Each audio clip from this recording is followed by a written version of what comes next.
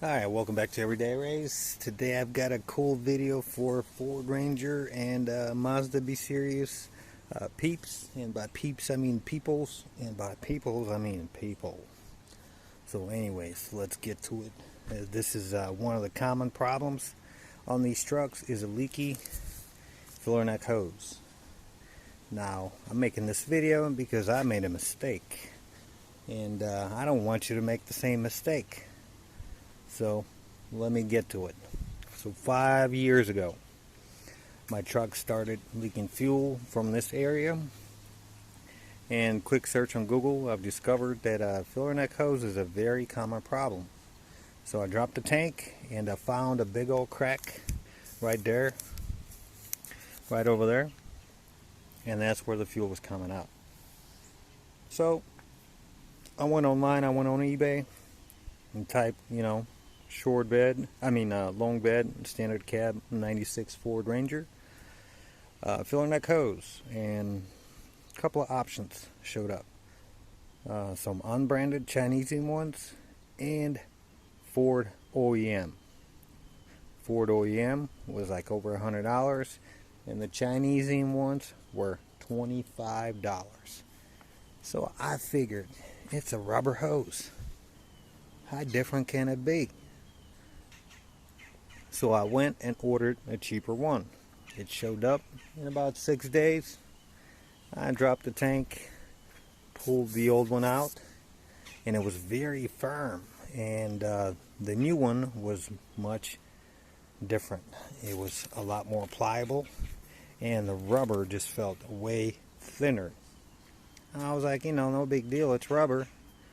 I installed it, put the tank back in the truck, tried to line this sucker up, and the holes just would not line up. So I had to take it all apart. I was kind of pissed off about it. Now, why would you sell a hose and don't clock it correctly? So I pulled this hose clamp out, and then I took another hose out on the skinnier hose that's inside of it, reclocked it, tightened them both up, and put it in, and I was done. Put some fuel in the tank, and I no longer had the fuel smell.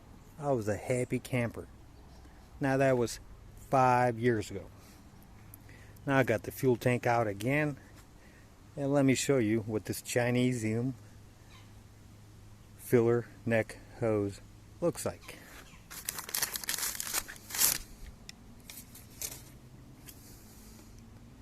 Boom, look at all these cracks. It's still pliable. There's the part number is still left over. It's still very pliable, but it's all cracked up. And it didn't leak, but this would probably last maybe another 6 months. There's actually a crack right here under the hose clamp, even here. And as you can see, the hose clamps look like almost brand new. Both of them are nice and shiny except for the heads, and it's gonna need another hose. What am I gonna order? I'm gonna order a Ford OEM, and I'm gonna spend $100.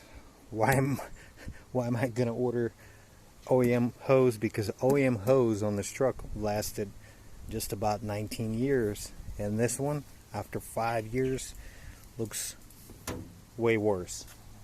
So what I was trying to say on this video, if you start smelling some fuel, if you start seeing fuel leaking out when you got a full tank of gas, or if your check engine light comes on with the evap leak, because that would develop leak in the system because it's all connected. There's air going to the charcoal canister, and you're gonna have a vacuum leak. So if you decide to replace the hose and buy a hose, this is what's gonna happen to your Chinesium hose 5 years down the road. And I don't even live in a hot environment, and this is very, very disappointing. So I'm going to leave that option up to you. And that's gonna be it for today. So if you like this video, hit a like button, and like always, keep on trucking and have a good day.